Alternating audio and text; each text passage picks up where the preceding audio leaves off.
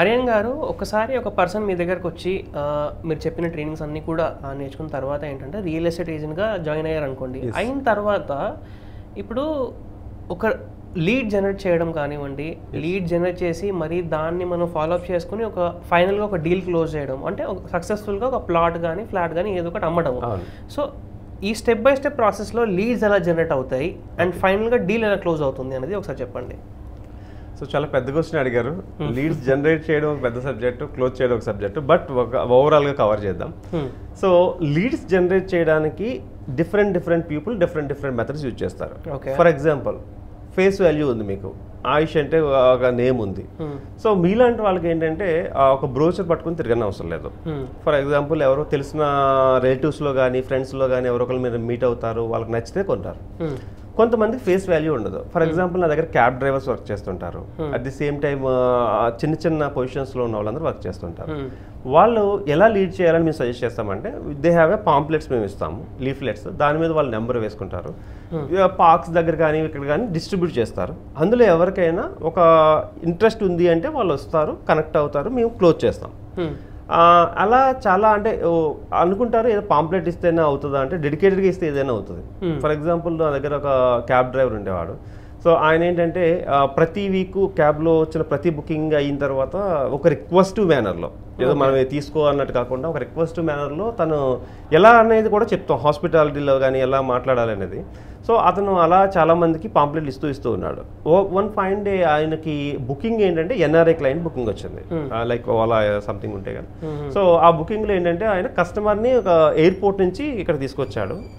ఈ పాయింట్లో మన ప్రాజెక్ట్స్ గురించి ఎక్స్ప్లెయిన్ చేశాడు. సో ఆయన ఏంటంటే ఒక 1 వీక్ ఉండి వెళ్ళిపోతాడు, బట్ ఆయన వచ్చిందే ఇన్వెస్ట్మెంట్లు పెట్టడానికి వచ్చాడు లక్కీగా. So he connected to me and మేము డిస్కస్ ఆ డీల్ క్లోజ్ చేస్తాము. నియర్లీ 60 lakhs డీల్ క్లోజ్ అయింది. He get a good money.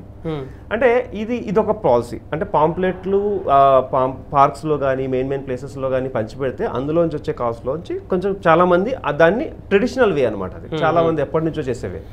Next digital వే, మీకు తెలిసిందే డిజిటల్ మార్కెటింగ్లో ఫేస్బుక్ కానీ లేదంటే ఇన్స్టాగ్రామ్ కానీ ఇలాంటి వాటిలో వాళ్ళు యాడ్ ఇచ్చుకోవచ్చు. అంటే మన దగ్గర ఉన్న బ్రోచర్స్ని యాడ్ ఇచ్చుకుని దాని నుంచి వచ్చే కస్టమర్స్ని క్లోజ్ చేసుకోవచ్చు. థర్డ్ వన్ ఇప్పుడు వాట్సాప్ స్టేటస్ని కూడా మనం ప్రమోట్ చేసుకోవచ్చు చాలా ఈజీగా. ఒక 100 రూపీస్తో కూడా చేసుకోవాలనుకున్న వాళ్ళు వాట్సాప్ స్టేటస్, దాంట్లోంచి కాల్స్ వస్తాయి. అపార్ట్ ఫ్రమ్ దిస్ మేము ఒక ఫార్ములా చెప్తాం. ఫ్రెండ్స్ ఫస్ట్ ఎవరిని కనెక్ట్ అవ్వాలి అంటే ఎవరైనా కొత్తగా నేను రియల్ ఎస్టేట్లోకి వచ్చాను, నాకు బిజినెస్ చేయాలని ఉంది కానీ ఏం చేయాలో తెలియదు. సో ఈ రూల్ అందరికీ ఉపయోగపడుతుంది. ఎఫ్ అంటే ఫస్ట్ ఫ్రెండ్స్ని కనెక్ట్ అవ్వాలి. ఫ్రెండ్స్ అందరికీ నేను ఇందులో ఈ కంపెనీలో వర్క్ చేస్తున్నాను, దీంట్లో నేను ఒక రియల్ ఎస్టేట్ ఏజెంట్గా వర్క్ చేస్తున్నాను. మేము రియల్ ఎస్టేట్ ఏజెంట్ అనే పదాన్ని కూడా వాడొద్దు అంటాము. మేమేమంటే ప్రాపర్టీ ఎక్స్పర్ట్ అనే పదాన్ని కానీ ఇన్వెస్ట్మెంట్ అడ్వైజర్ అనే పదాన్ని కానీ యూజ్ చేయమంటాం. ఎందుకంటే చాలామందికి రియల్ ఎస్టేట్ అనేది కొంచెం నెగిటివ్ వేలో కూడా కొంతమంది ఆలోచిస్తారు.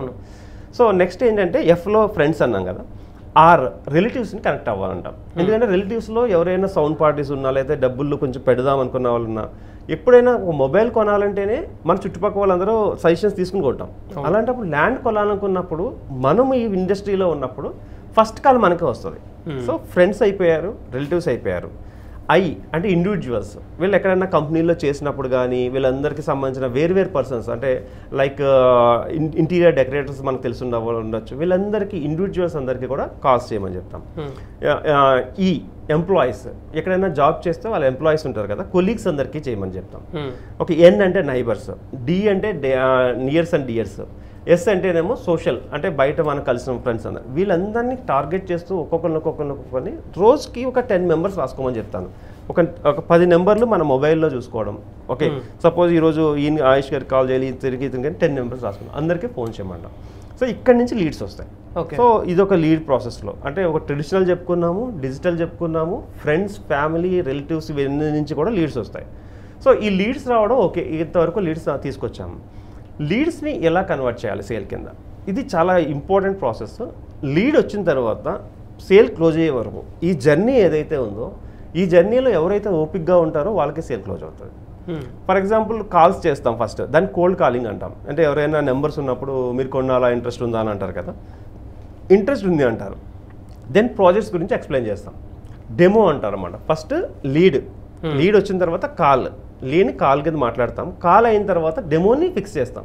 డెమో ఫిక్స్ చేసిన తర్వాత అంటే మీ ఇంటికి రావడం కానీ మీరు ఆఫీస్ రావడం కానీ జరుగుతుంది. సపోజ్ మీరు కస్టమర్ అనుకుంటే మీకు వాట్ ఈజ్ వాట్ కంపెనీలో ఏం జరుగుతుంది ఏంటి మొత్తం క్లియర్గా ఎక్స్ప్లెయిన్ చేస్తాను.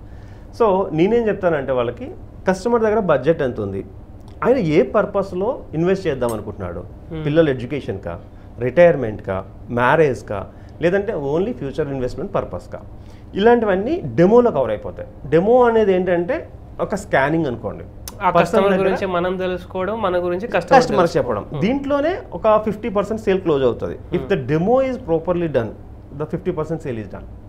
ఆ డెమోలో ఎలా అంటే కరెక్ట్గా మీకు కావాల్సింది మాత్రం నేను చెప్పగలిగి ఉండాలి. ఇక్కడ దీని తర్వాత we're inviting you the customer అయినా సైట్ విజిట్ ఒక ఫిక్స్ చేసుకుంటాం. ఏ రోజు మనము సైట్ విజిట్ చేద్దామని, ఆ రోజు కార్ పంపిస్తుంది కంపెనీ. ఇక్కడ నేను జీరో ఇన్వెస్ట్మెంట్ ఎందుకన్నానంటే ఏ అసోసియేట్ కార్ పేమెంట్ చేసి ఆయనకి పెట్టకర్లేదు, ఫుడ్ పెట్టించకర్లేదు, కంపెనీయే will take care of food and will take care of అది. సో కార్ పంపించిన తర్వాత కారు స్టార్ట్ అయిన దగ్గర నుంచి కస్టమర్ ఇంటి దగ్గర నుంచి సైట్ వరకు ఉన్నదాన్ని అదొక పెద్ద జర్నీ. సో ఏం మాట్లాడాలి, కస్టమర్ని ఎక్కించుకున్నాము, కార్లో కూర్చోబెట్టుకున్నాము, ఏం మాట్లాడాలి. సో ఇక్కడ మేమేం చెప్తామంటే కొన్ని మాట్లాడకూడదని చెప్తాం, పాలిటిక్స్. సో వాళ్ళకి ఒక అభిమాన నాయకుడు ఉంటాడు, అది మన దాంతో కంపేర్ అంటే ఇక్కడ మనకి అభిమాన నాయకుడు వాళ్ళ అభిమాన నాయకుడు మ్యాచ్ అవ్వాలని లేదు. సో అదొకటి. మూవీస్, నా అభిమాన హీరో ఒకళ్ళైతే ఆయన కస్టమర్ది వేరే ఉంటుంది, వీటి గురించి కూడా మాట్లాడదు. మూడోది రిలీజియన్, మతాల గురించి మాట్లాడకూడదు. ఈ మూడు మాత్రం 100% ఏ రియల్ ఎస్టేట్ ఏజెంట్ అయినా నీకు కస్టమరు సపోజ్ ఫర్ ఎగ్జాంపుల్ వేరే ఒక ఫ్యాన్ అనుకుందాము, నువ్వు వేరే వాళ్ళ ఫ్యాన్ అనుకుందాము, బట్ అబ్జెక్ట్ చేయకూడదు ఏమైనా. సేమ్ మళ్ళీ హీరోస్ కానీ పొలిటికల్ కానీ ఇవన్నీ కూడా చేయకూడదని చెప్తాం.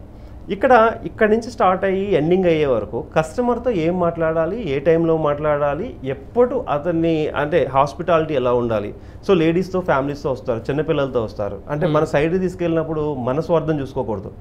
చాలామంది ఏమంటారంటే వాళ్ళకి ఒక టైంలో ఒక రెస్ట్ రూమ్ కావాలేమో అడగాలి, తప్పేం లేదు. ఒక ఫ్యామిలీతో వచ్చినప్పుడు వాళ్ళు మనకు చెప్పుకోలేరు కొత్త కాబట్టి.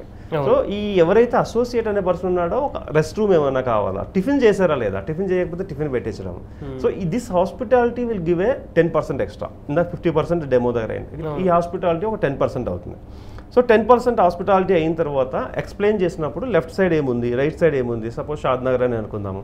సో ఇక్కడ కన్హా శాంతివనం ఉంది, నెక్స్ట్ వచ్చేసి ఇక్కడ ఇది ఉంది, అంటే కంపెనీస్ గురించి వరుసగా చెప్పుకుంటూ వెళ్తాం. అది అయిన తర్వాత ఒక టూర్ కంప్లీట్ అవుతుంది. లోపలికి కస్టమర్ వచ్చిన తర్వాత నెక్స్ట్ టూర్ వచ్చేసి సైట్ టూర్. సైట్లో మన డెవలప్మెంట్స్ ఏమున్నాయి, ఓకే, సైట్ ఎలా డెవలప్ చేయబోతున్నాము, ప్రజెంట్ సిచ్యువేషన్ ఏంటి, ఓకే, సైట్లో ఎక్కడెక్కడ ఏమేమి రాబోతున్నాయి, అంటే పార్క్స్ ఎక్కడ రాబోతున్నాయి, ఏదైనా కొంత. ఇప్పుడు మా కంపెనీ అయితే వీఆర్ గివింగ్ 50+ ఎమ్యూనిటీస్ ఫ్రీ.